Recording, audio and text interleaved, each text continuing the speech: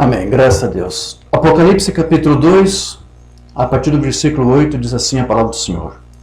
E ao anjo da igreja que está em Esmirna escreve: Isto diz o primeiro e o último, que foi morto e reviveu. Conheço as tuas obras, e tribulação, e pobreza, mas tu és rico. E a blasfêmia dos que se dizem judeus e não são, mas são a sinagoga de Satanás.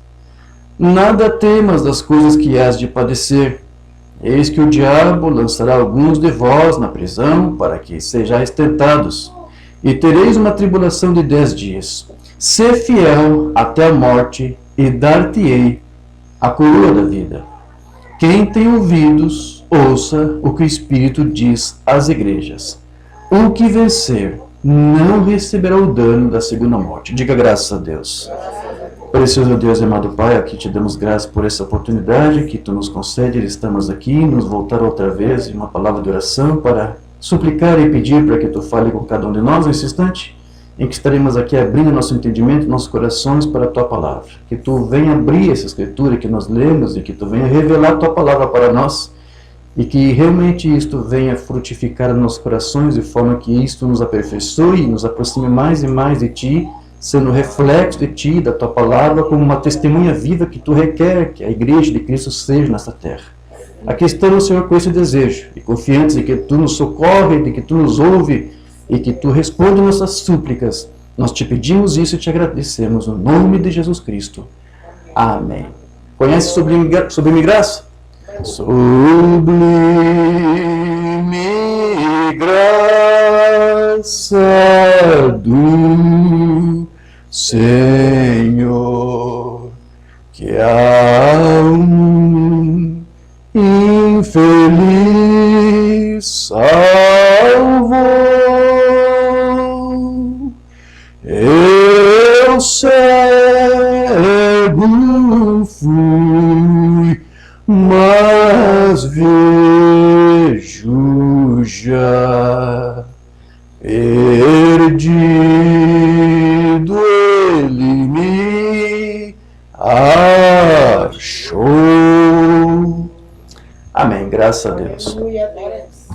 Meus queridos, esta mensagem que foi entregue aqui para a igreja de Esmirna, no capítulo 2 do Apocalipse, ela tem a ver com o que ocorreria com esta igreja depois que a era de Éfeso terminasse.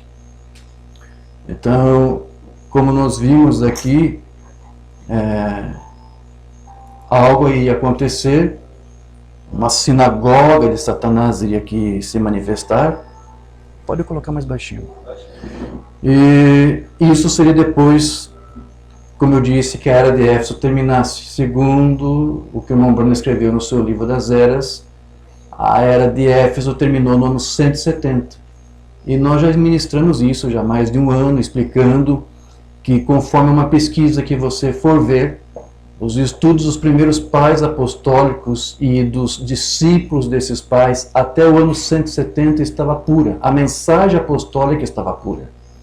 Então eu creio que foi por isso que o irmão Branham dividiu, ou determinou a era de Éfeso até esse ano 170, porque justamente depois, qualquer outro escrito que você vê de alguns padres, você já vai ver que estes começam a distorcer, então trazer um ensino diferente do que aqueles pais haviam trazido.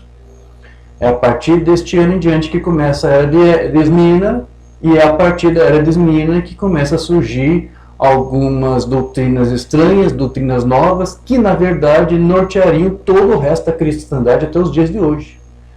Foi a partir desta era de Esmirna, que começou a surgir as doutrinas como da unicidade, da trindade e do arianismo. Essas doutrinas não existiam até o ano 170. Eu estou aqui recapitulando apenas para vocês que talvez não nos acompanharam. Então quem nos acompanha sabe que nós tratamos muito exaustivamente disso, tanto aqui como também depois lá no Peru, quando estive, e tratei do mesmo assunto lá com os nossos irmãos.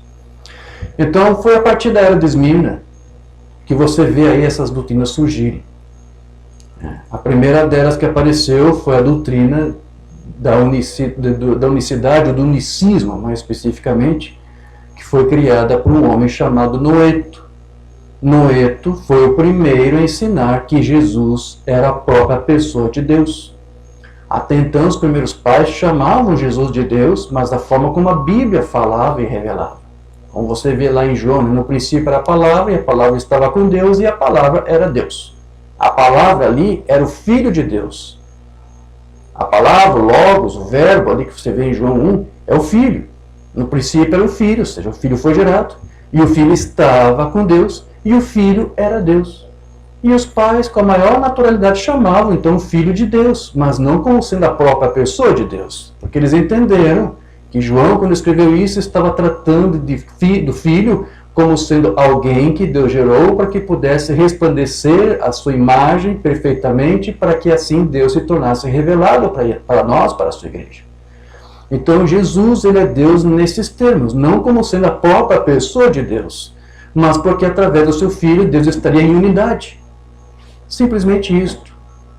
Eles falavam e chamavam Jesus de Deus nesses termos, mas nunca como sendo a própria pessoa de Deus. Mas Noeto foi o primeiro homem que, por ter dito que Jesus então era Deus, começou a ensinar algo que nunca foi ensinado, como por exemplo de que quando a Virgem Maria concebeu e deu à luz o Filho Jesus, aquele Jesus era o próprio Deus nascendo. Você não vai encontrar isso em nenhuma literatura patrística, como eu disse na era de Éfeso. Ninguém jamais disse que foi Deus que nasceu.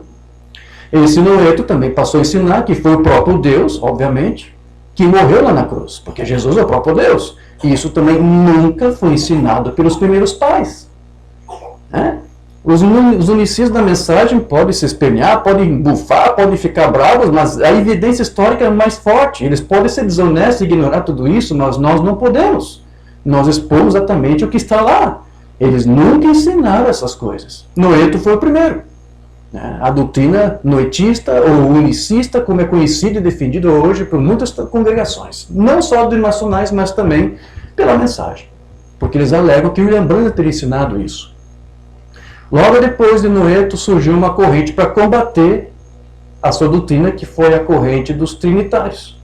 A doutrina da Trindade, criada por um homem chamado Tertuliano. Como conversamos rapidamente hoje de manhã ou de tarde, Tertuliano vivia lá em Cartago, se não me engano, na região ali do Egito, e ele estava em volta a todas as divindades daquela região, e ele viu que cada religião tinha uma espécie de trindade. Havia uma trindade na religião egípcia, na mitologia do Egito havia uma trindade na religião de Zoroastro,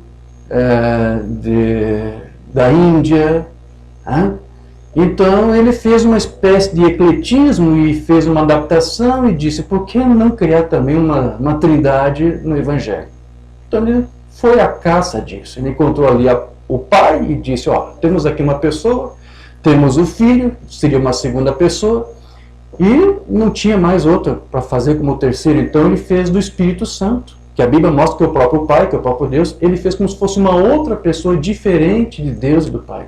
Então ele criou três pessoas, que nós entendemos perfeitamente que é como se fosse um triteísmo, ou um politeísmo de três deuses.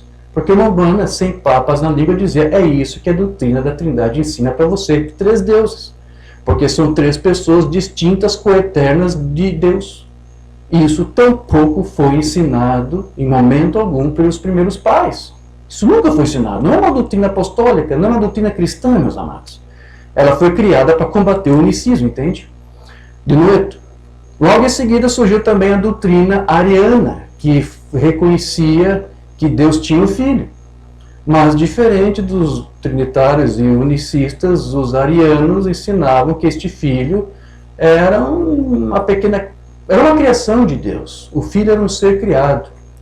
Isso também nunca havia sido ensinado pelos primeiros pais, porque eles entenderam que lá em João 1:1, quando João disse, no princípio era a palavra, o verbo, e a palavra estava com Deus, ali não estava tratando de criação, porque a Escritura diz, e o verbo era Deus, ou seja, o verbo estava refletindo o ser e a substância de Deus, que não é criada. Então, tampouco o filho é uma criação. Eles entendiam isso, os primeiros pais entendiam, mas então veio o Ário, talvez para combater o inciso, para combater a Trindade, então veio também com essa outra doutrina. Quem criou essa doutrina a princípio foi um homem chamado Luciano, de Antioquia. Só que depois, mais tarde, o próprio Luciano de Antioquia renunciou a essa doutrina, que fazia de Jesus uma espécie de pequeno Deus, um Deus menor.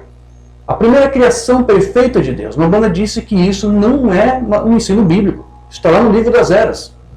Então Umbanda rechaçou a doutrina católica da Trindade, a doutrina unicista, a doutrina dualista, ariana, dê o nome que você quiser, tem outros nomes, né? Porque as Testemunhas de Jeová também defendem isso, a doutrina russelita.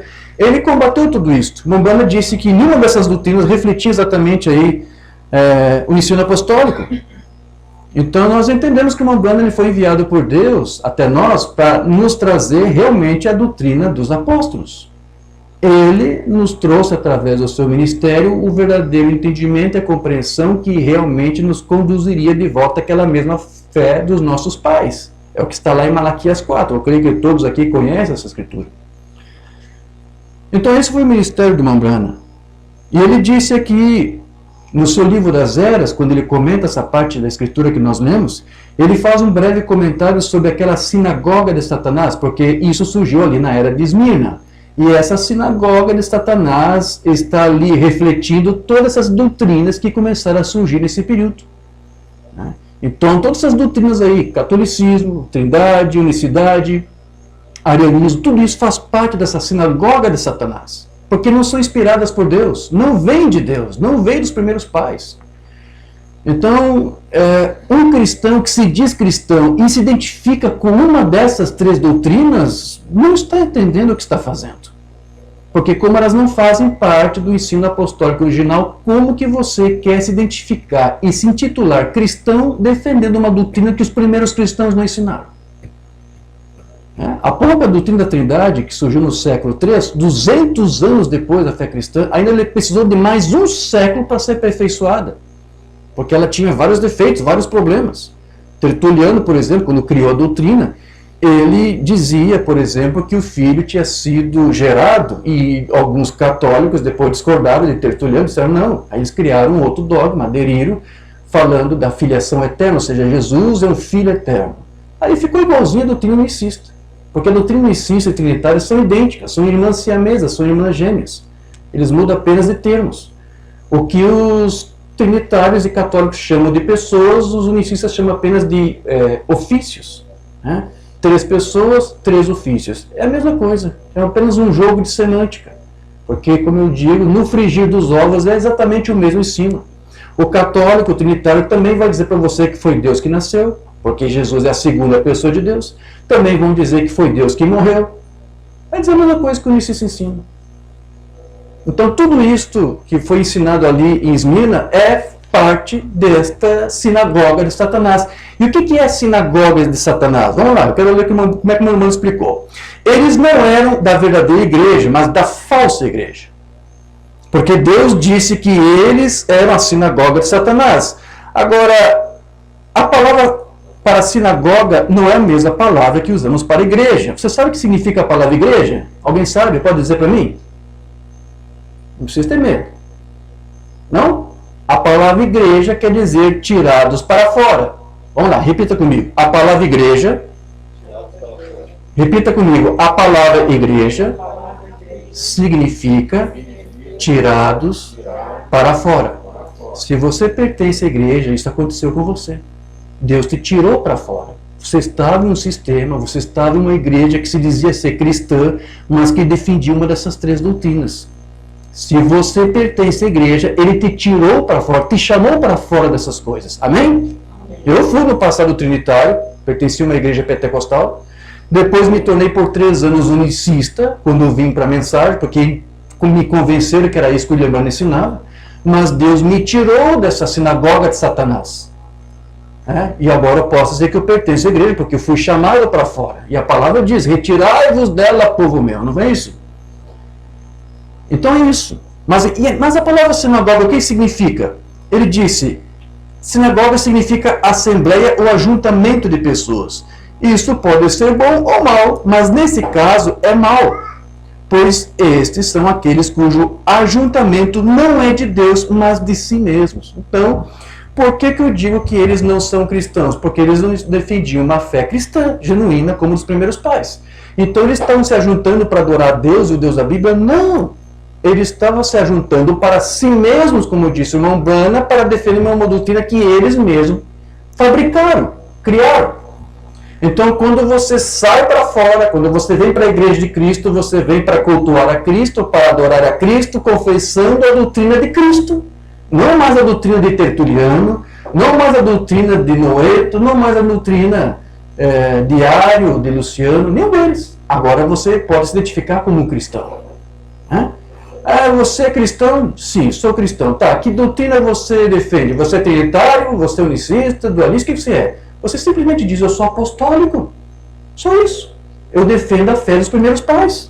Vai até poder soar um pouco estranho para eles, mas é isso, você não tem que inventar nada aqui. Nossa identificação não é com uma placa de igreja, não é com um grupo de uma mensagem, de tabernáculo. Não, nossa identificação é somente com Cristo. Agora, a partir do momento que você inventar uma identificação, pronto, você já pertence a uma sinagoga, não mais a uma igreja. A sinagoga são aquelas pessoas que se reúnem, como diz uma banda, para si mesmos. Então, a igreja é exatamente o inverso da sinagoga. Você está conseguindo entender isso? Amém? Então, esse interessante contraste aqui que o Umbanda fez, sobre a diferença entre igreja e sinagoga, então nos permite conceber, então, o modo de atuação dessas duas vinhas aqui que já existiam nessa era. E o Umbanda disse que as duas vinhas seguem juntas ao longo de todas as eras até os dias de hoje. Né? Então veja, qualquer um que defendesse a uma dessas doutrinas heréticas aqui desse período, seja trinitário, unicista, ou dualista, ou ariana, estaria fazendo parte então desse ajuntamento de Satanás. Você está conseguindo entender o quão grave é isso, meus queridos? Mas aqueles que pertencessem à igreja seriam os chamados para fora desse ajuntamento do diabo. Porque a palavra diz que a sinagoga é dele, é do diabo, não é de Deus. Certo. Então, eu quero ler algo aqui que o Umbanda falou, lá na sua mensagem, O Sinal, que ele pregou em 64. Ele vai dizer assim para nós. Israel saindo do Egito, como eu disse, é como a noiva saindo da igreja. Se você pertenceu a uma igreja denominacional e você saiu do sistema de homens, agora você saiu de uma igreja e passa a pertencer à noiva. Amém? Então você saiu da igreja, agora você é da noiva. Quando Moisés começou o seu ministério, todo Israel se reuniu em Gósen para a oração e adoração. Exatamente, vindo de todas as partes do Egito.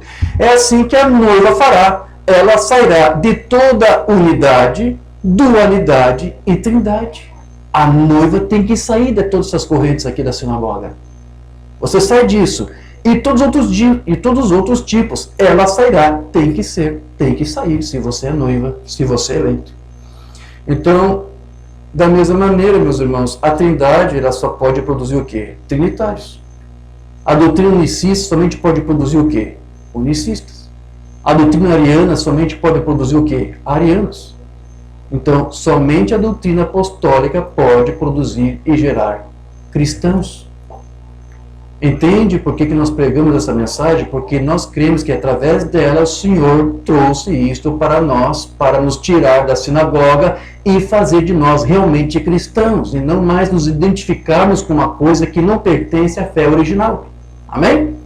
É isso que o nosso irmão o Nonato tenta fazer aqui com você a cada culto que ele ministra. Trazer você o entendimento da palavra para que você se desperte, saia, né? Porque você pode dizer, eu já saí, não pertenço. Calma, porque uma coisa é você sair do sistema, a outra coisa é o sistema sair de você.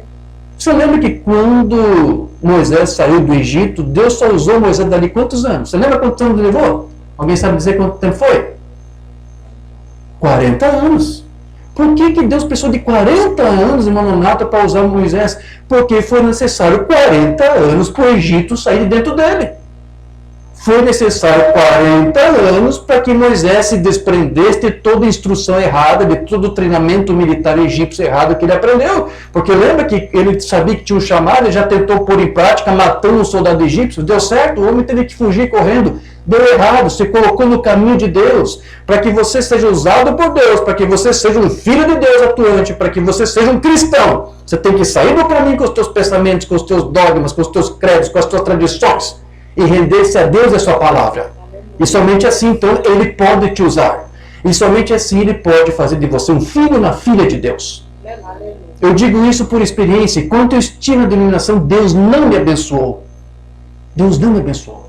Mas somente quando me posicionei pela doutrina e pela palavra, então eu vi os sinais de Deus me cercando. Sabe, quando Deus está com você, meu irmão, você não precisa correr. Deus vem atrás de você. Eu lembro o tempo que eu estava na iluminação, fazia aquelas campanhas com envelope, pega aqui um envelope, faça uma oferta, faça um sacrifício. Eu queria muito, não tinha trabalho, não tinha emprego. Eu fiquei anos e anos, todo o tempo que eu fiquei na denominação. Eu acho que talvez você não vai concordar ou aceitar o que eu vou dizer. Foram 10 anos. Você acredita que durante 10 anos em que eu estive na denominação pentecostal eu não conseguia um serviço? Você acredita nisso, meus irmãos? Eu fazia aqueles votos e assim, pegava o envelope e tudo e nada acontecia. No dia que me posicionei, irmão Nonato, pela mensagem, eu tinha até cargos na igreja, eu renunciei, assinei uma cartinha lá de renúncia. Em menos de 2 meses, eu estava trabalhando de carteira assinada. Não estou dizendo que isso acontece com todo mundo, mas Deus fez disso para mim como sinal para me mostrar que por eu ter me posicionado pela sua palavra, Deus se posicionou por mim. É o que uma banda disse, quando você se posiciona pela verdade, Deus está obrigado a vindicar esta verdade para você. Então, você quer ter certeza que tudo isso que cremos é verdade ou não? Põe em prática. Posicione-se e veja os sinais de Deus. Mas é necessário todo aquele tempo que eu te disse, de instrução, de exortação e, sobretudo, desta obra que Deus tem que fazer para tirar alguma coisa, talvez, que Ele está aí, que vê lá do sistema. Porque enquanto tiver alguma coisa aí do homem, Deus não pode operar. Às vezes até uma enfermidade, você sabe, o Mano falava isso. Às vezes ele disse, eu tenho até receio de orar por uma enfermidade, porque se ela foi causada por alguma coisa que a pessoa fez, um pecado, não vai adiantar orar, porque a causa continua ali. A causa tem que sair, senão a enfermidade não vai embora.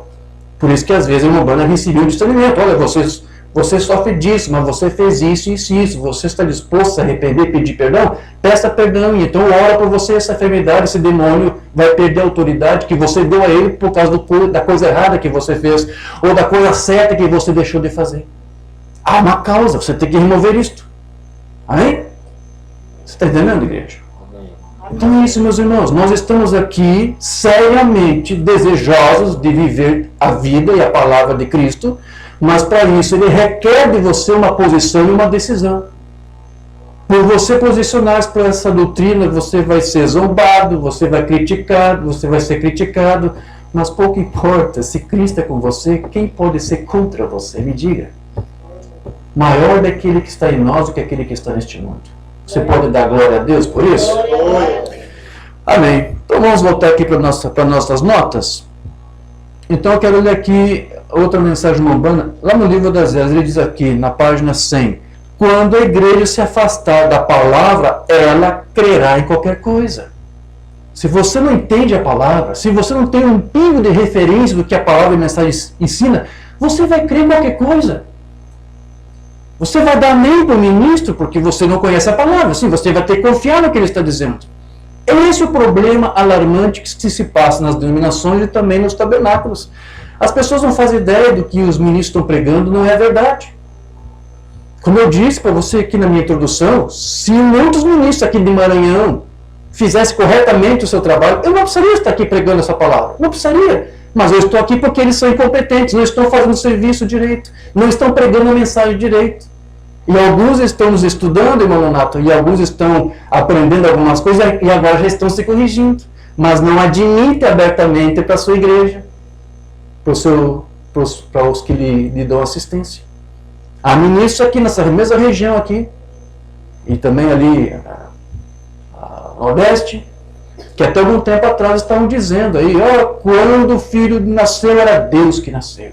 E nós sempre dissemos, Umbanda disse que aquele menino de 12 anos, o pai não habitava nele.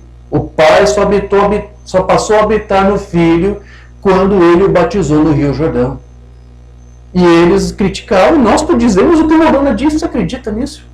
E agora, a notícia que eu estou recebendo é que ministros antigos aí, dinossauros da mensagem, que pregavam, não, foi Deus que nasceu. A mensagem de Noeto, do pai deles. Agora estão dizendo, não, irmãos, não se vocês pensaram uma coisa dessa. Não, Deus só entrou no seu filho lá no Jordão. Antes o filho não era Deus, só se tornou Deus ali. Oh, que bom que agora você está admitindo isso. Mas lembra que quando você era contra, você dizia que quem pregava isso era dualista? E agora que você está pregando e crendo nisso, agora não é mais dualismo? Oh, que falta de honestidade, né, meus irmãos? Será que eles pensam que o povo da mensagem é ignorante? Nós não somos ignorantes, nós estamos atentos. Os filhos de Deus ficam zelosos pela palavra. Então isso aqui, quando a igreja se afastar da palavra, ela crê em qualquer coisa, isso é para a igreja. Mas se você é noiva que saiu da igreja, chamada para fora, você não crerá em qualquer coisa. E você não aceitará essa dissimulação deles agora para cima de você. Como se eles sempre estivessem pregando que agora estão começando a pregar. Eles combatiam isso, agora estão mudando de time, como se diz. Que coisa feia, que coisa feia. Isso é uma verdadeira sinagoga. Amém. Então, eu vou ler aqui a mensagem, eu acabei mencionando antecipadamente, mas está aqui, eu faço questão de ler. Isso está na mensagem Paradoxo, uma banda pregou em 64. E este garotinho, uma criança de 12 anos de idade, sem sabedoria de modo algum. Ora, mas apenas um garotinho de 12 anos de idade. O pai não habitava nele naquele tempo. Quem é o pai? Quem é o pai aqui? Deus. Diga, Deus. Que é o Espírito Santo. Diga, o pai é o Espírito Santo. Então, o que o Mamãe aqui está dizendo? O Pai, Deus, Elohim, o Espírito Santo, não habitava nesse garotinho naquele tempo. Quando foi que Deus começou a habitar nele? O Pai não habitava nele naquele tempo, porque ele veio no dia que ele o batizou e ele viu o Espírito de Deus descendo e entrou nele. João Batista viu Deus descendo e se encarnando no seu Filho Jesus Cristo. Ali ele se tornou Emmanuel, que quer dizer o quê? Deus conosco. Agora é Deus encarnado. Agora Deus em plenitude. Antes não. Então eles tentam fugir disso aqui. Alguns dizem, não, ele tinha ali uma medida do Espírito, e agora no batismo entrou o resto da medida que faltou. Não! João disse que Deus habitou no seu Filho sem medida depois que João o batizou. Não disse isso antes. Não é isso? Veja a ordem da Escritura lá. Então veja, é assim que uma banda ensinava. E uma banda ele disse que Jesus não era Deus. Ele disse que não era Deus. Se referindo ao Filho unigênito que Deus gerou, mas que Deus então habitava neste Filho. E isso fazia dele então o próprio Deus Jeová ali em manifestação. Mensagem, perguntas e respostas número 3. Lembre-se, nós não somos a palavra, mas somos a palavra. Eu tenho lido isso nas viagens que eu tenho feito até aqui. E eu agora estou lendo para você. Aqui uma banda diz, nós não somos a palavra, mas nós somos a palavra. O que é isso, afinal? Decide-se, irmão Brana, nós somos a palavra ou não somos a palavra? O que o irmão Brana está dizendo aqui? Ele está dizendo, nós não somos a palavra, mas nós somos a palavra se a palavra estiver em nós. Você está entendendo? Então, se a palavra está em você, se Deus está em você, você se torna uma parte dele, uma manifestação dele. Veja como é importante você crer e aceitar e confessar a doutrina correta, porque a doutrina é Deus, a palavra é Deus, e se você tem Deus aí nos teus lábios, na tua mente, no teu coração, Deus está atuando através de você, Deus está agindo através de você, você se torna a própria palavra, embora você não seja a palavra.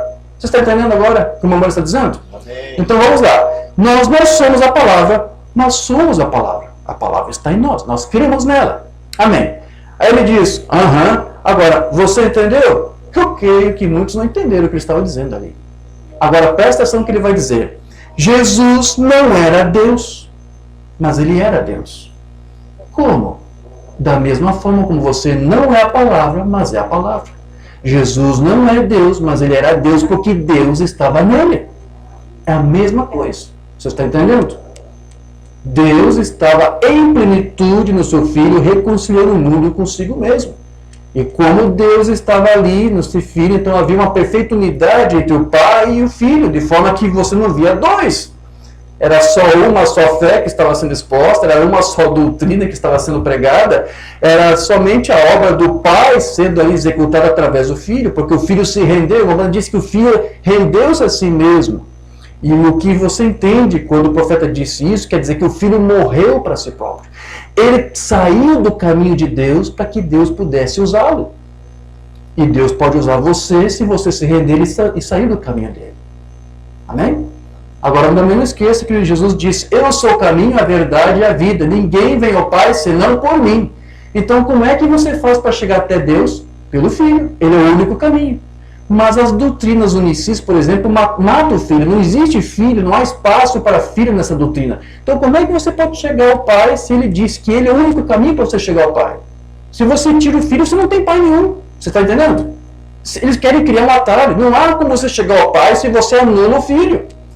E se você faz do Pai o próprio Filho, então a grande verdade é que você está pregando uma doutrina dualista. É isso mesmo, queridos. Por mais paradoxal que seja, os unicistas são os verdadeiros dualistas, porque eles estão fazendo do Filho algo que ele não é. Existe o Deus único e verdadeiro. Mas se você faz do Filho que ele gerou este próprio único, então você está criando aí dois deuses. Você está criando duas divindades aí. É isso que a doutrina unicista faz. Amém. Na outra mensagem que ele pregou em Ao Nascer do Sol, que eu quero ler aqui, ele comenta que da mesma forma como Deus habitou nesse filho, houve uma ocasião que Deus também deixou este filho, que foi lá no jardim do Getsemane. Ele vai dizer aqui: o Espírito o deixou no jardim do Getsemane. Ele teve que morrer, um homem. Lembre-se, amigos, ele não precisava fazer isso. Isso era Deus. Deus ungiu aquela carne que era a carne humana. Então aqui uma banda que está dizendo: ali no Getsemane, Deus deixou seu filho sozinho para morrer na cruz. É por isso que você vai ver em alguns sermões uma banda dizendo: Deus matou seu filho na cruz do Calvário. Mas se você vai interpretar que o filho é o próprio Deus, então como é que Deus vai matar a si mesmo? Faz sentido? Não. Realmente é uma Babilônia, a teologia unicista que é pregada nos tabernáculos. Então veja, Jesus lá no seu corpo de carne, ele somente agia como Deus enquanto a unção estava ali sobre ele. Mas quando o filho morreu, não foi como Deus, ele morreu como filho de Deus. Ou seja, com a sua carne ali ungida, mas ele morreu como homem. Agora, Jesus, o filho, o homem, Umbanda disse, não era a deidade. Mas a deidade estava naquele homem, estava naquele corpo. Então, por outro lado, embora ele estivesse ali sem unção, porque a unção deixou, seu Deus o deixou ali no Getsemane, você sabia que o Filho continuava ali sendo uma imagem de Deus? Porque ele é o Filho unigênito de Deus. Unigênito quer dizer gerado de uma forma única, especial, única, exclusiva. E por que era única e exclusiva? Porque ele, diferente de nós que também somos filhos, o Filho foi gerado da própria substância de Deus. E isso permitia que ele realmente expressasse a substância, ou seja, as características, os atributos de Deus. Então, embora Deus só entrou no seu Filho lá no Jordão, durante aqueles 30 anos que o Filho esteve ali andando, ele era uma representação e uma manifestação de Deus, porque ele sempre foi o que ele é, a imagem expressa de Deus. Deus ainda em pessoa não estava encarnado naquele corpo, até o Jordão, mas os atributos de Deus estavam reduzidos naquele corpo de alguma maneira, porque ele tinha o mesmo DNA de Deus, as mesmas características de Deus. E mesmo depois, quando Deus o deixou, você pode dizer que Deus estava sendo ali representado no madeiro, você pode dizer que Deus estava sendo pregado, mas não a própria pessoa, porque Deus o deixou. Eu espero que você esteja entendendo isso. Na mensagem Mostra-nos o Pai de 53, o Bambano vai dizer assim: Deus está em seu universo, Deus está em sua palavra e Deus está em seu Filho. Agora vamos ver se Deus, quando ele esteve aqui na terra, você diz que era o seu Filho? Sim, Senhor. Quando ele esteve aqui na terra, ele disse que ele era Deus, ele parecia Deus. Ele agia como Deus, ele curava como Deus, ele morreu como Deus. Por quê? Se Deus tinha deixado ele, o seu corpo, como é que ia morrer como Deus? Eu espero que você tenha entendido. Ele era uma representação de Deus. Ele era a imagem de Deus ali. Ele ainda era o reflexo visível do Deus invisível. Mas Deus já não estava mais naquele corpo. Então ele morreu como Deus. E ele ressuscitou como Deus. Ele era Deus. Deus, o Filho. Quando Deus, o Pai, desceu e habitou em seu Filho, Cristo Jesus. E eles, em unidade, eram um. Isso é o que eles eram. Isso era Deus falando. Veja o que o Umbanda disse. Eles, em unidade, eram um. Eles quem? Deus e o seu Filho Jesus Cristo. Veja, para haver uma unidade tem que haver dois. Não pode haver unidade só com um. Então aqueles que ensinam, como disse o Umbanda aqui, o Pai e o Filho são um, como o seu dedo é um, como é que pode haver unidade aqui? Não, tem que haver dois para que eles possam estar juntos em concordância. Essa unidade que se trata é isto. É dessa unicidade da divindade que o Umbanda cria, que nada tem a ver com a doutrina unicista. Então, na mensagem do Umbanda Perguntas e Respostas número 9, ele vai dizer assim: eu não sou unicista. Eu não creio que Jesus poderia ser o seu próprio Pai. Em outras palavras, o que o Umbanda aqui está dizendo é: eu não creio que Jesus, o Filho, poderia gerar a si próprio. Porque é exatamente isso que o unicismo ensina. Se Jesus é o próprio Deus, então quem gerou o Filho? Ninguém gerou o Filho, ele gerou a si mesmo. E o Umbanda era contra essa mensagem, esse tipo de doutrina. Então veja, Jesus, ele era uma pessoa real, ele tinha sentimentos, ele tinha emoções, ele tinha uma inteligência própria, mas não apenas aí habitando em um corpo de carne, mas também com uma alma e com um espírito. No corpo de Jesus ali havia uma alma sua e havia um espírito seu. E quando Deus habitou no seu Filho, ele usou tudo isso que Jesus tinha à sua disposição. Mas o Umbanda ensinava assim. Jesus tinha um corpo, uma alma e um espírito. Uma vida escondida, 55. Deus habitou em uma casa de 3 cômodos. Quando Deus esteve aqui na terra, ele ocupou uma casa de 3 cômodos. A alma, o corpo e o espírito de Jesus Cristo. Agora entenda que esse espírito de Jesus Cristo não é o Espírito Santo. Jesus Cristo tinha o seu próprio espírito. E Deus, o Pai, o Espírito Santo, ocupou o corpo, a alma e o espírito de Jesus Cristo. Você está entendendo? É disso que o Umbanda aqui está falando. Então, 30 anos aí, no momento em que Jesus estava ali, né, Deus aguardou 30 anos, momento certo, para que ele pudesse então se encarnar naquele corpo e se apossar daquele corpo, daquela alma e do espírito do seu filho. Na mensagem Caminho para o Vida, o Umbanda vai falar mais sobre isso. Agora você somente pode viver em uma casa de 3 cômodos, sabia disso? Deus viveu em uma casa de 3 cômodos. Você vive em uma casa de 3 cômodos. Você habita em uma casa de 3 cômodos. Deus viveu em Cristo, alma, corpo e espírito. Amém. Então, quando Jesus esteve aqui na terra, ele às vezes era testado pelos doutores da lei, e uma vez perguntaram para ele qual é o grande mandamento da lei. E ele teve que recitar a lei, porque ele estava obrigado. Ele disse: amarás o Senhor teu Deus, não é isso? Ouve, ó Israel, o Senhor nosso Deus é o único Senhor. Então, esse é o primeiro grande mandamento da lei. Shema Israel. O Senhor nosso Deus é o único Senhor. E quando Jesus disse Senhor nosso, é porque ele estava dizendo que o Senhor que era de Israel também era o dele. Se ele é teu e ele também é meu, ele é o nosso. Então Jesus, ao recitar o Shema, ele não poderia mudar nada disso. O que ele estava dizendo é que o mesmo Deus de Israel também era o Deus dele. Jesus tem um Deus. E que é o mesmo Deus a quem nós servimos. Agora, isso é algo que escandaliza os ministros da mensagem, os próprios crentes, porque eles não estão assimilados, não estão treinados na sua mente para aceitar esse ensino da palavra. E lá em Deuteronômio capítulo 13, eu quero ler para você o que diz aqui, a partir do versículo 1. Quando o profeta, o sonhador de sonhos, se levantar no meio de ti, te der um sinal, o prodígio, que suceder o tal prodígio de que houver falado, dizendo, vamos após outros deuses que não conheceste, sirvando-los, não ouvirás as palavras daquele profeta, o sonhador dos sonhos, porque o Senhor vosso Deus vos prova, para saber se amais ao Senhor vosso Deus todo o vosso coração e toda a alma. Então, a razão desses homens estarem perguntando a Jesus qual era o primeiro mandamento, que era uma coisa que todos sabiam, é porque eles queriam saber se os sinais que ele estava promovendo ali, ou executando, era para promover o Deus Israel ou um outro Deus, ou se ele estava ali se apresentando como um outro Deus, ou como o próprio Deus Israel.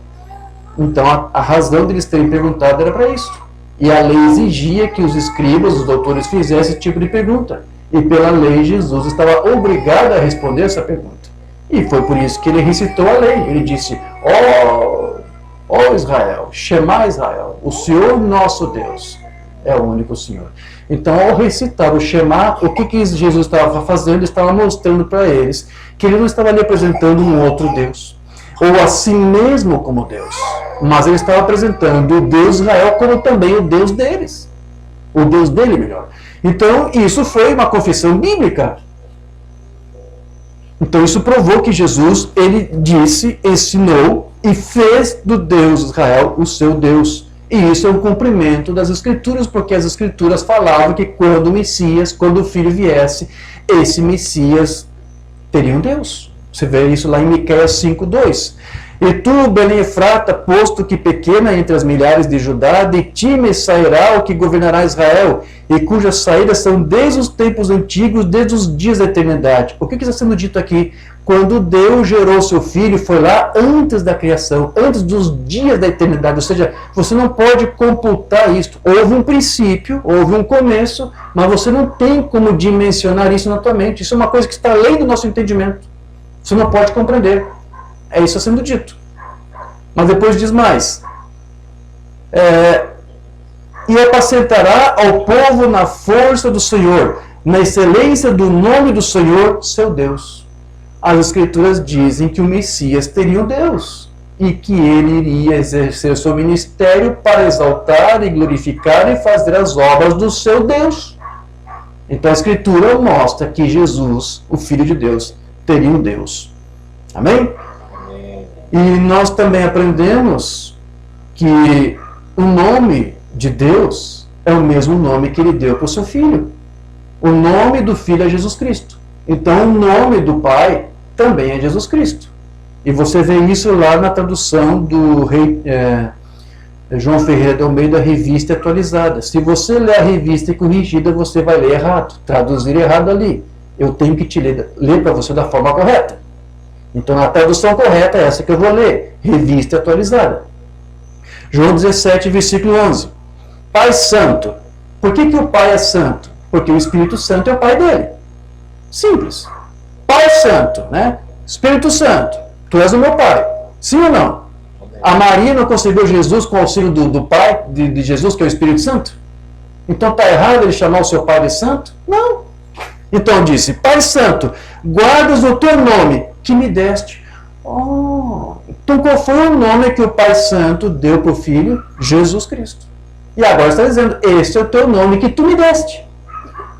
E lá na corrigida não está assim. Lá diz, guardei-os aqueles que tu me deste. Ou seja, como se estivesse dizendo que ele guardou os discípulos que Deus lhe deu. Não foi isso que ele disse. Ele disse, eu guardei isso. O teu nome que me deste, guarda-os em teu nome que me deste, para que eles sejam um, assim como nós, quando eu estava com eles, guardava-os em teu nome que me deste. Entende por que você tem que ser batizado neste nome? Não é isso? Não diz lá em Mateus 28, né? Para ser batizado em nome do Pai, do Filho e do Espírito Santo? Qual é o nome do Pai? Qual é o nome do Filho? Qual é o nome do Espírito Santo? Está aqui, Jesus já disse para você, o nome do seu Pai é o mesmo nome que o Pai deu para ele. Mas isso não faz do Pai e o Filho o mesmo ser, como querem os trinitários unicistas. Deus simplesmente deu seu próprio nome para o seu Filho, porque é através do Filho que o Pai se revela e se torna conhecido, para que ambos possam ser um. Visto? Então, essa escritura nos deixa muito bem claro, meus irmãos, que realmente Jesus ele tem o mesmo nome de seu Pai, porque ele foi adotado pelo Pai, e por ser adotado pelo Pai, ele recebeu do Pai cheques em branco para assinar ali embaixo o seu nome, ou o Pai já assinou, né, o seu nome, para o seu filho gastar os seus cheques como ele quiser. É os termos que o Mamãe usava, ou seja, ele tinha autoridade para assumir a posição como filho, porque ele foi obediente ao Pai a tudo. E por causa disso, Deus o fez dele Senhor e Cristo. Amém? E você vai ver em muitas outras escrituras confirmando isso, ou seja, que esse filho tem um Deus e que é o seu Pai. Efésios 1:3, bendito o Deus e Pai do nosso Senhor Jesus Cristo. Jesus Cristo tem um Deus e tem um Pai. Colossenses 1:2-3, graça a vós e paz da parte de Deus, nosso Pai e do Senhor Jesus Cristo. Graças damos a Deus Pai de nosso Senhor Jesus Cristo. O Pai é Deus de Jesus Cristo. Então Jesus Cristo não é Deus. Porque se você faz Jesus Deus, então você tem um Deus que tem um Deus. Entende? A doutrina unicista é a verdadeira doutrina dualista. Eles querem chamar você de dualista por dizer que Deus tem um filho e que o filho tem um Deus. Mas é a Bíblia que está dizendo. Se você faz o filho o próprio Deus, então você é o dualista. Você está fazendo do filho algo que ele não é. Apocalipse 1, versículo 5. Aquele que nos ama e pelo seu sangue nos libertou dos nossos pecados, nos constituiu o reino dos sacerdotes para o seu Deus e Pai. Nos tornamos sacerdotes de Jesus por meio do Pai dele e do seu Deus. Por que eles não aceitam isso aqui, irmão Nonato? Por que eles chamam isso aqui de dualismo? Isso aqui não é dualismo. Isso aqui é a fé apostólica. Amém? Você dá amém para isto? Então veja, meus irmãos, Jesus disse claramente lá em João capítulo 20, verso 17, eu acho que eu pulei aqui, né? Deve estar aqui em algum lugar.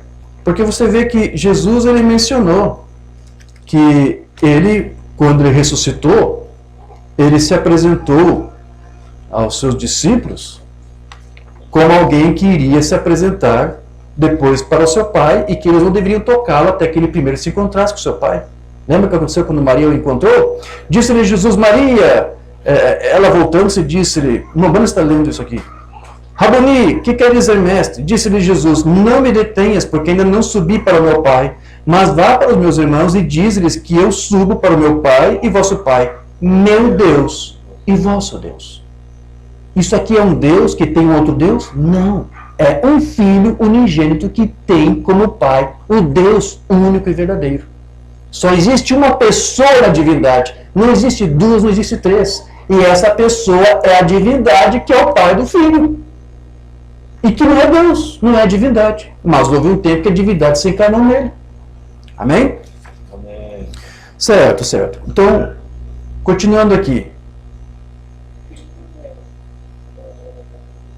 Você vai ver também uma banda ensinando para nós que, como Jesus então disse que ele ia para o Pai, que era o seu Deus, né, e que não é outra pessoa, no seu próprio Espírito Santo, então ele não estava indo para duas pessoas, estava indo para o Pai, estava indo para o Espírito Santo, estava indo ao encontro do seu Deus, que é o Pai, que é o Espírito Santo.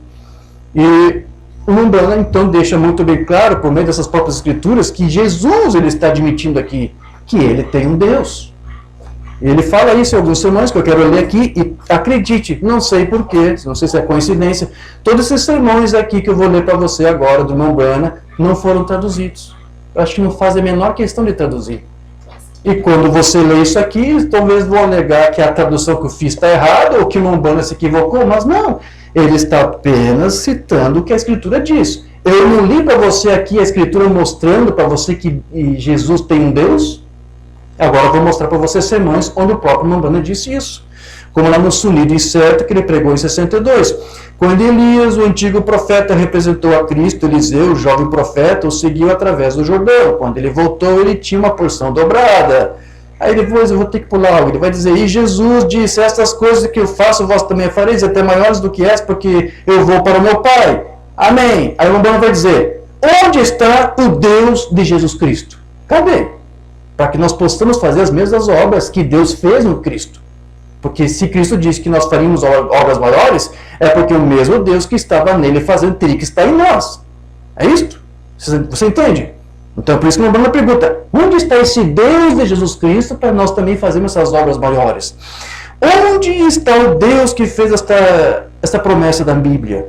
Precisamos de mais Eliseus, certamente. Precisamos de mais crentes nisso. Precisamos de mais crentes na verdade. Porque tem havido tantos credos e coisas distorcidas. É um sonido incerto para as pessoas. Mas estou tentando lhe dizer, volte para a Bíblia.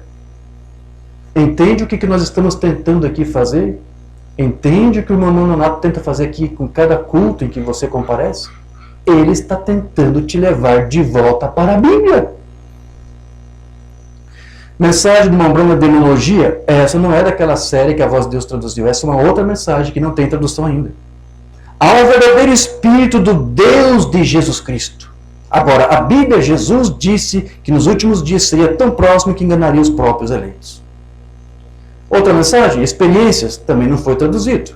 Bendito Deus e Pai de nosso Senhor Jesus Cristo, que por sua infinita graça enviou o seu Santo Espírito até nós nesses últimos dias. Amém. Outra mensagem aqui, Jeová Jiré, também não tem traduzida. Agora, se Deus fosse apenas Deus para Moisés e ele partisse hoje, que bem isso nos faria? Mas ele é o Deus de Moisés, ele era o Deus de Elias, ele era o Deus de Davi, ele era o Deus de Cristo. Cristo tem um Deus. Você acredita em William Branham? Ele era o Deus da igreja primitiva, ele é o Deus de hoje, com a mesma lei, para compelir o seu nome redentor, e ele deve fazer a mesma coisa, ou ele não é Deus. O Rambam também nos ensinava, e isso está nas Escrituras, Jesus adorava a Deus. Eu não vou ler aqui para você, mas há uma mensagem que o Rambam diz que quando Deus ressuscitou seu filho e ascendeu aos céus, o Rambam cria toda uma situação, não é isso, irmão Nonato? Jesus vai caminhando lá para se apresentar ao Pai, e o Rambam diz que Jesus, o poderoso conquistador, quando se aproxima do Pai, ele dobra o seu joelho, ou seja, adora a Deus, e disse, Pai, guardei aqueles que tu me entregou, ou tem agora chaves da morte, do inferno, né? Libertei do cativo aqueles que lá estavam. E aí uma banda cria uma situação de Deus se dirige ao filho dizendo, bendito é tu, meu filho, agora senta-te aqui à minha mão direita até que eu ponha todos os teus inimigos por escabelo dos teus pés. E uma banda disse, agora lá se assenta o poderoso conquistador. Quem? Deus? Não. Nosso irmão mais velho, o Senhor Jesus Cristo. Jesus dobrou seus joelhos, irmão Brana, para Deus. Jesus adorou a Deus. Foi uma coisa diferente que ele fez? Por favor, é o que ele fazia quando ele estava aqui. Na Escritura não diz que ele dobrava os joelhos para orar? Não era apenas para orar, era para adorar o seu Deus e Pai. Você consegue entender isso? Quando você dobra os joelhos para orar, você está adorando a Deus. Você sabia disso? Jesus adorava o seu Deus. João 4:24, Deus é Espírito, importa que os que adoram, o adorem em Espírito e verdade. E uma das maneiras de Jesus adorar o seu Deus era dobrando os seus joelhos. Lucas 20, verso 41, e apartou-se dele cerca de um tiro de pedra e pôs-se de joelhos, orava, de joelhos, adorando. Amém? E o irmão Bana disse que o filho adorou seu pai. Porque assim como na lei se exigia sacrifício para ser apresentados a Deus, Cristo ofereceu o melhor sacrifício que ele poderia fazer para apresentar, para adorar o seu Deus e Pai. E o melhor sacrifício que ele pôde apresentar era, na verdade, o único que o Pai requeria, que era o sacrifício de si mesmo. E o Mamãe disse que quando Cristo entregou-se no madeiro pelo seu Pai, foi para adorá-lo. Ele disse isso, irmão Diógenes. Vamos lá. Sobre a tua palavra de 51, um detalhe, não foi traduzido esse sermão. Por isso que muitos não vão falar isso aqui que o profeta disse. Entende? Nosso ministério aqui escancara muita coisa que o Mambana fala, que o Mambana ensinou e que esses pastores não ensinam para você. E não fazem a menor questão de ensinar. Mas aqui nós expomos tudo isso, irmão Nonato. Porque nós gostamos de mostrar todas as peças do quebra-cabeça. Ele só mostra algumas e o quebra-cabeça fica incompleto. Espero que você consiga entender o que eu estou querendo aqui dizer com isso. Então eu vou ler aqui, sobre a tua palavra. E aquele sangue sagrado e não adulterado, Maria não sabia nada sobre homem algum. Deus, Jeová, moveu-se sobre Maria e criou uma célula de sangue em seu ventre, que gerou o Filho de Deus. Você crê nisso? E então ele derramou esse sangue, o qual todo bebê é o sangue de seu pai, não de sua mãe, de seu pai. A célula sanguínea vem do sexo masculino. E tinha que ser nesse caso, porque Deus é o Pai de Jesus Cristo. Você crê nisso? E o seu sangue é o sangue sagrado, não adulterado. E ele ofereceu de volta a Deus. Para quê? Para adorá-lo. No lugar do nosso sangue pecaminoso, nascido em pecado pela nossa confissão. Então, meus queridos, quando Deus se tornou visível lá no princípio, foi como? Porque Deus ele é invisível, mas ele se tornou visível quando ele gerou o seu Filho, como você vê lá em João capítulo 1, versículo 1. Eu quero ler aqui rapidamente, porque lá diz, no princípio era a palavra, no princípio era o verbo, e o verbo, a palavra, estava com Deus, e o verbo era Deus. Então você tem que entender exatamente o que João aqui estava dizendo. Vamos analisar aqui rapidamente essas palavras. E entenda que o foco que João tinha aqui quando ele disse que no princípio a palavra estava com Deus, era Jesus Cristo. João estava chamando o Filho de Deus aqui de palavra, de verbo, de logos. Então aqui o que João está dizendo é que Deus estava gerando o seu Filho lá no princípio. No princípio era a palavra, no princípio era o Filho. O Filho foi gerado. Né? No princípio era a palavra. E depois diz, e a palavra estava com Deus. A palavra com lá no grego é prós. E a palavra prós quer dizer perto de, perante a, diante de, face a face, cara a cara. Então o que João ali estava dizendo aqui, o Filho, quando foi gerado, estava o quê? Estava perto de Deus, estava perante Deus, estava diante de Deus, estava face a face de Deus.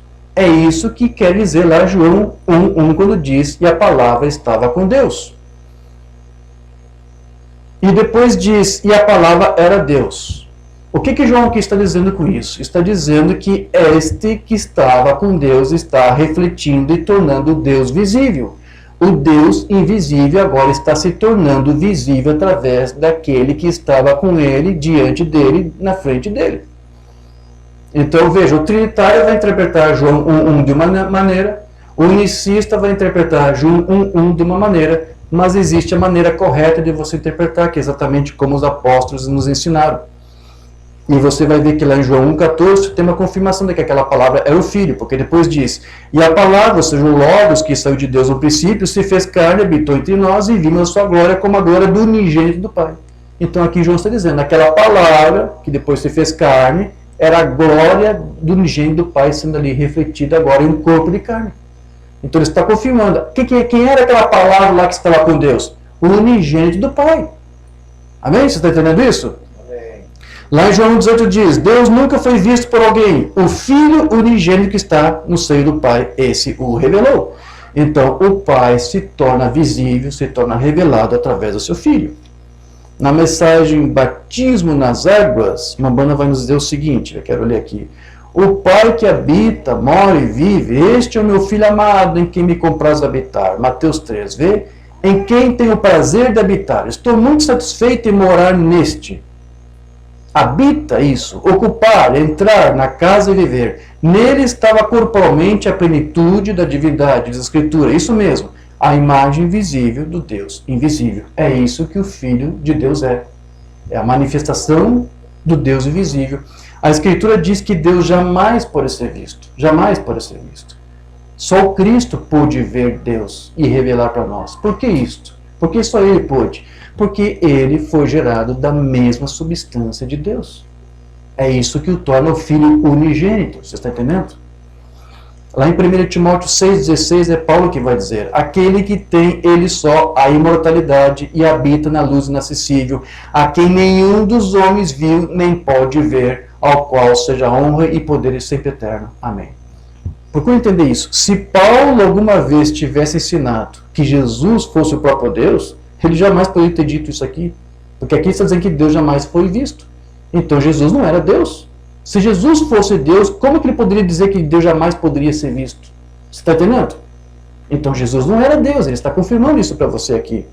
Lá em Colossenses 1:13 ele vai dizer mais, o qual nos tirou da potestade das trevas, transportou para o reino do Filho do seu amor, em quem temos, ou seja, no Filho, a redenção pelo seu sangue, a saber, a remissão dos pecados, o qual é a imagem do Deus invisível. Então tudo isso é uma confirmação do que Jesus Cristo disse, porque ele disse que você não tem como conhecer o Deus único e verdadeiro e invisível se não for por meio dele. É o que ele disse lá em João 12,45. Quem me vê a mim, vê aquele que me enviou. Você não tem como ver o Pai, mas se você ver o Filho com quem ele está unido, então você vê o Pai. O Deus invisível se torna visível no seu Filho. João 14, verso 9. Disse-lhe Jesus, eu estou há tanto tempo convosco, que não me tendes conhecido, Filipe? Quem me vê a mim, vê o Pai. Então, como dizes tu, mostra-nos o Pai? Eu estou aqui, eu estou refletindo o Pai.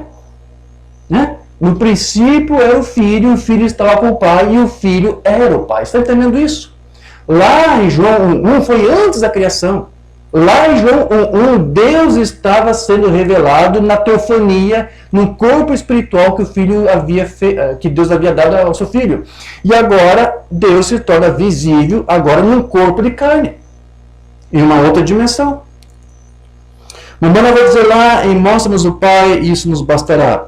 Deus, o Pai, nunca foi visto e nunca será visto. Você sabia disso? Repita comigo. Deus, o Pai, nunca foi visto. Nunca será visto. Oh, mas Jesus não é Deus? Se Jesus é Deus, como querem os unicistas, como é que agora Jesus vai dizer que o Pai nunca foi visto? O Pai, a pessoa do Pai, o Espírito Santo, nunca foi e nunca jamais será visto. Mas no seu Filho unigênito, ele se torna visível e conhecido. Então ele disse, Deus o Pai nunca foi visto, nunca será visto. E ele é todo o universo, e ali está ele. E agora aqui está o Filho, que é o Logos, que saiu dele, feito à sua imagem. Um ser sobrenatural que saiu no princípio. Então aqui o Umbanda está confirmando para você. Este Filho que estava lá com o Pai no princípio não é um ofício, não é Deus em morfe, é um ser real sobrenatural. Por que eu chamo a atenção para isto? Porque a doutrina trinitária e a doutrina unicista ensinam que o Pai e o Filho são o mesmo ser. E aqui o Umbanda está dizendo para você que Deus era um ser e este ser gerou um outro ser. Isto não é doutrinas católica, trinitária e unicista. Mas acredite, essa é a doutrina dos primeiros pais. Eles ensinaram dessa maneira. Eles ensinaram que Deus era uma pessoa e o seu Filho era uma outra pessoa distinta dele. Você vai ver como a Umbanda vai dizer isso lá em Mostra-nos o Pai novamente. E então aqui vem o Logos, isso parecia um halo pendurado lá adiante. Ninguém jamais viu a Deus em tempo algum, agora, olho no olho. E aqui está o Logos. Parece que é um ser sobrenatural. É um halo. Esse é o Filho de Deus. Não filiação eterna. Por que isso? Porque o Filho tem um princípio. Se você diz que o Filho é eterno, então você faz do Filho o próprio Deus ou um segundo Deus. O Filho, a filiação, não é eterna. Teve um princípio. Umbanda disse que fora essa única diferença, não há mais uma diferença entre o Pai e o Filho. Umbanda disse que a única diferença entre Deus e seu Filho é que o Filho teve um princípio. Deus não teve nenhum princípio. Amém? Por isso que o Filho, na Bíblia, em João, é chamado de Logos. E Logos é um pensamento que é expressado. É um pensamento que foi pensado e depois refletido, exteriorizado, falado, verbalizado. E Deus não é um pensamento pensado. Se você diz que Deus é um pensamento, então alguém pensou Deus. E Deus não pensou Deus. Mas o seu Filho foi pensado. O Filho é o Logos, o pensamento expresso de Deus. Então, se ele é um Filho, ele teria que ter um princípio de tempo. Então, aqui, agora, então, Umbanda também chamava Deus de Logos. Umbanda, às vezes, chamava Deus de Logos, mas não como sendo, como eu acabei de dizer para você, um pensamento expresso, porque é exatamente isso que a palavra Logos significa. Logos significa um pensamento que foi pensado e verbalizado e refletido. E nós sabemos que o que ele refletiu foi Deus mesmo. Por isso que João disse, o Logos, esse pensamento que foi pensado, era Deus. Ali, visível, exteriorizado. Mas Deus, para ele ser Logos, não pode ser da mesma forma como o Filho. Porque o Filho teve um princípio, mas Deus não teve um princípio. Amém? Deixa eu ler aqui para você, no livro das Eras, uma Umbanda vai falar isto. Em João 1, onde diz, no princípio era a palavra e a raiz de onde tomamos nossa tradução para a palavra é Logos, que significa o pensamento ou conceito. Tem um duplo sentido de pensamento e linguagem. Ora, um pensamento expresso é uma palavra. Não é isso maravilhoso e belo? João diz que o conceito de Deus foi expresso em Jesus. É isso que está lá em João 1, quando diz que Jesus, o Filho, é Deus. O Filho está expressando o conceito de Deus. Deus o gerou para fazer isto. Então, para que Deus também seja este próprio Logos, você tem que entender que Deus, então, ele é Logos no sentido de ser a mente que pensou este pensamento, este Logos, este Filho, que depois foi verbalizado, gerado. É nesses termos que Deus também pode ser chamado de Logos. Porque veja que os primeiros unicistas ensinavam que Deus era Logos. E porque eles entendiam que o Logos de João 1 era o próprio Deus.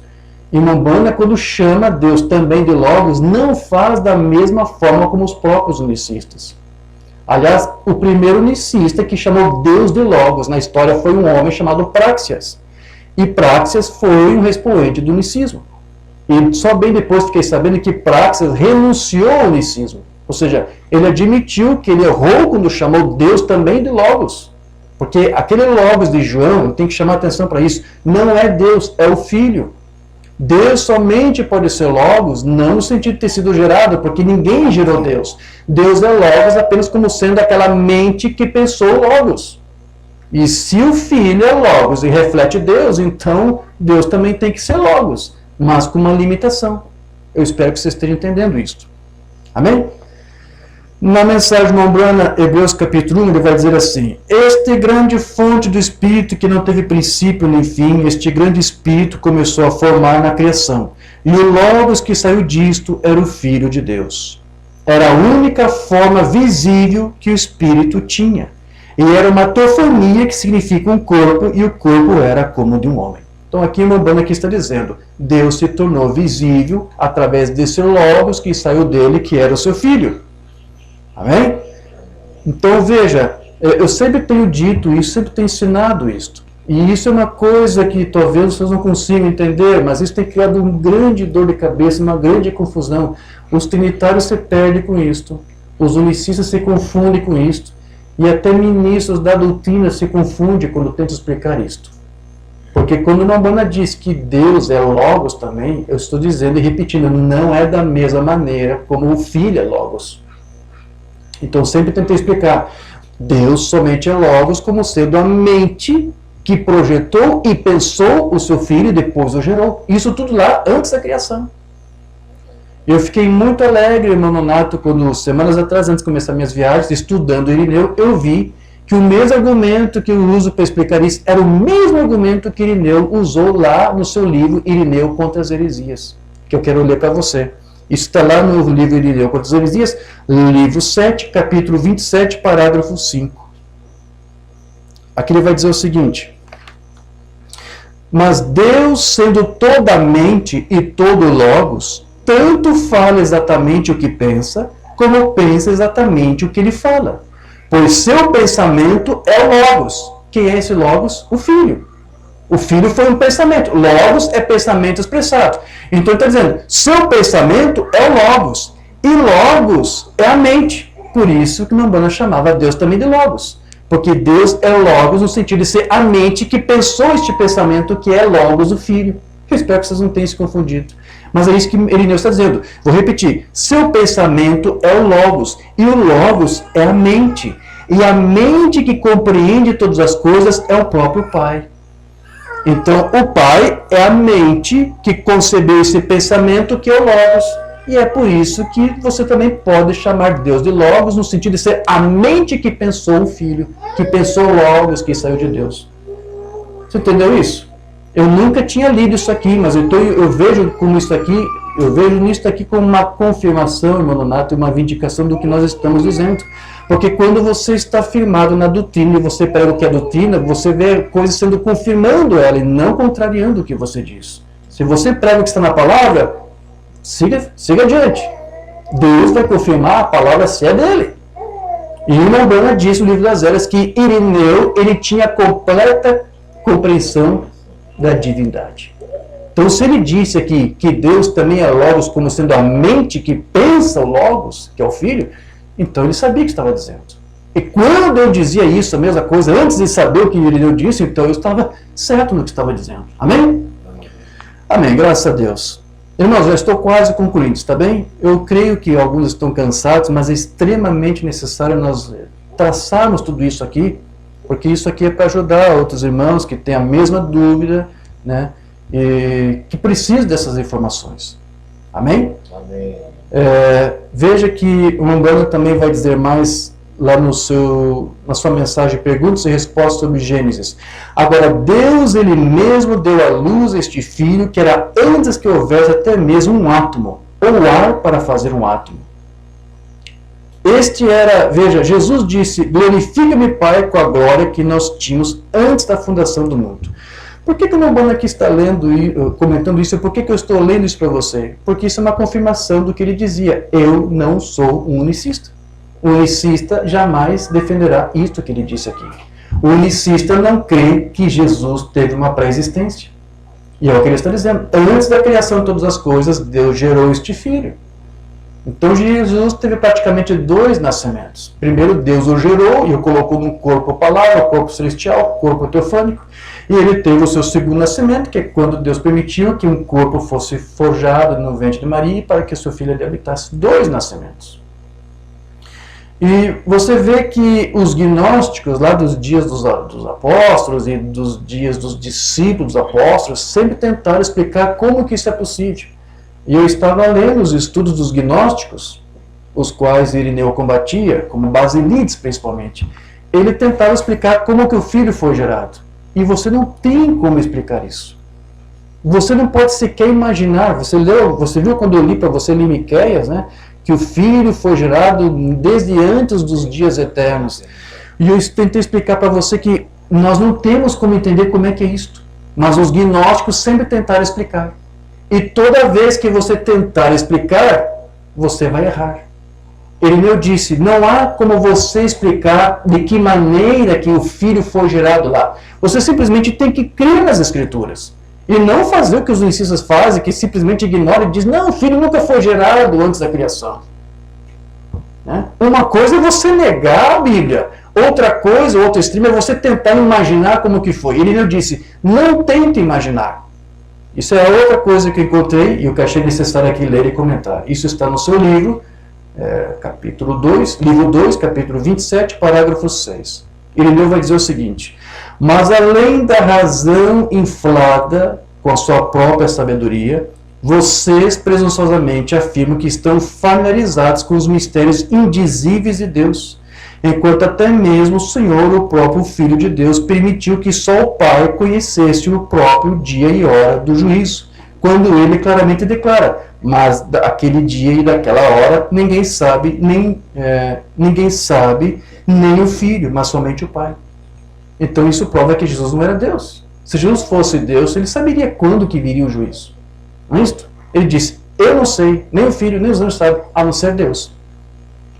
Aí Irineu diz, se então o Filho não tinha vergonha de atribuir o conhecimento daquele dia ao Pai somente, mas declarou a verdade sobre o assunto, nem nos envergonhemos de reservar para Deus aquelas questões maiores que podem ocorrer a nós, pois ninguém é superior ao seu mestre. Se alguém, portanto, disser para nós, como então o Filho foi produzido pelo Pai? Porque um insiste que não aceita isso, vai questionar, se você crê realmente que Deus gerou o Filho lá antes, que é um ser sobrenatural, que é distinto do Pai, como é que foi isso? Quando que aconteceu isso? Os gnósticos também questionavam isso. Olha a resposta que Irineu aqui deu. Né? Como então o Filho foi produzido pelo Pai? Respondemos a ele que ninguém entende essa produção, ou geração, ou chamado, ou revelação, ou por qualquer nome que alguém possa descrever sua geração, que é de fato totalmente indescritível. Você não tem como explicar. E não tente explicar. E não tente encontrar uma escritura que explique. Não há escritura. Isso ainda é um mistério. Né? Lembra que a palavra diz? As coisas que são reveladas pertencem a nós, aos nossos filhos, e as coisas que estão encobertas pertencem a Deus. E aqui ele está dizendo, isso aqui, qual é a palavra que ele usou? É totalmente indescritível. Não tente explicar e imaginar como que Deus gerou esse filho lá. A Escritura simplesmente diz que antes dos dias eternos, Deus gerou este filho. Mas então, ele foi gerado. Ele teve uma pré-existência. Agora, só porque você não consegue entender como que Deus fez isto, não tente agora negar isto. Porém, não tente explicar. Nem Valentinos, ele vai citar aqui alguns gnósticos que tentaram explicar. Nem Valentinos, nem Marcion, nem Sartuninos, nem Basilides, anjos, arcanjos, principados, potestades, possuem este conhecimento, a não ser o Pai somente que gerou. E o Filho que foi gerado. Então, ele está dizendo, só quem sabe como que foi essa geração do Filho lá no princípio foi o Pai e o próprio Filho. O Filho sabe como que ele foi gerado pelo Pai. Mas ninguém sabe como e de que maneira isso foi. Aí ele vai dizer mais. A não ser o Pai somente que gerou e o Filho que foi gerado. Ou seja, o que Irineu aqui está dizendo? Quando alguém tenta explicar como que o Filho foi gerado, ele vai cair no quê? No gnosticismo. Nós temos ministro dessa mensagem, por exemplo, que tenta explicar para você que aquela luz de Gênesis 1:3 era o Filho sendo gerado. é uma tentativa gnóstica de tentar explicar como que esse filho foi gerado no princípio. Não tente explicar. E alguns gnósticos judeus tentavam explicar dessa forma.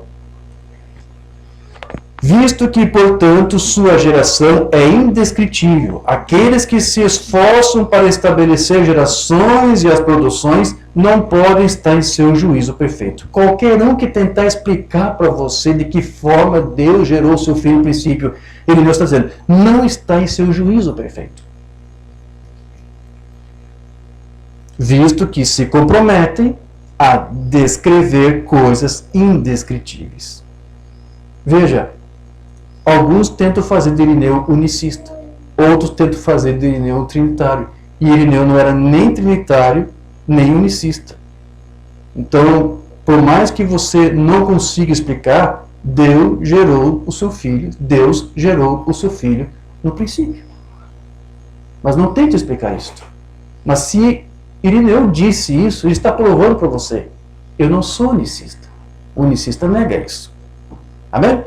Então, já para nós concluirmos aqui, como eu disse, pelo fato de Deus estar encarnado no seu filho, então Umbanda disse, era como se tivesse, na verdade, ali Jesus como sendo uma pessoa que estivesse aí atuando como alguém que tivesse uma dupla personalidade.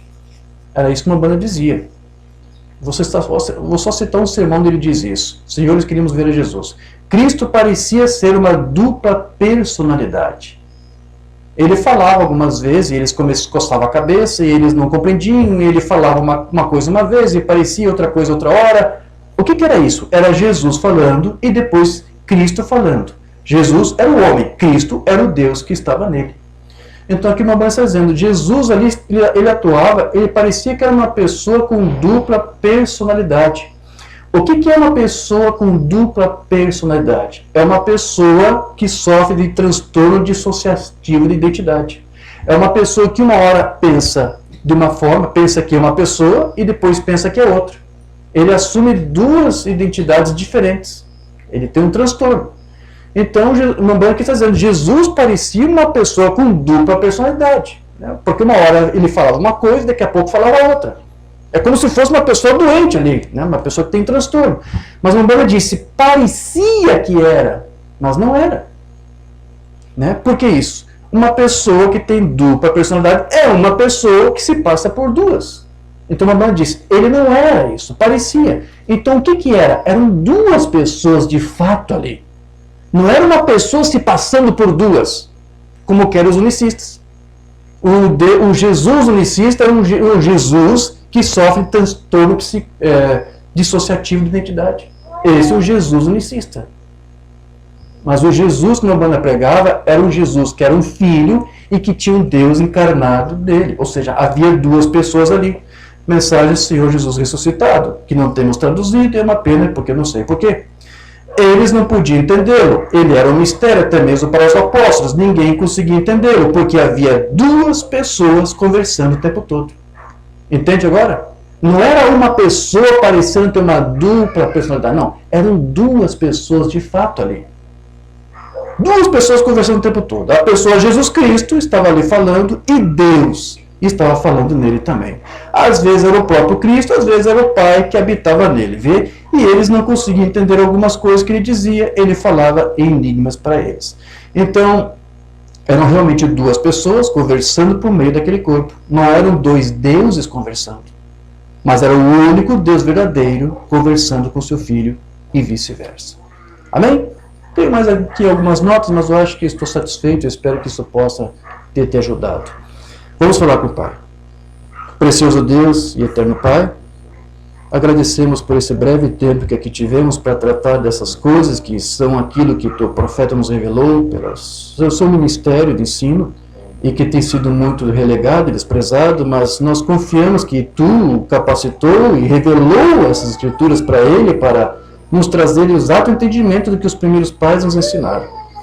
E o teu profeta disse que aquele que não conseguir compreender estas coisas sequer atingiu a primeira base.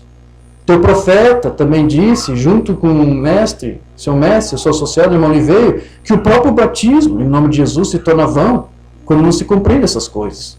Pois como alguém pode ser batizado em nome de alguém que sequer ele conhece?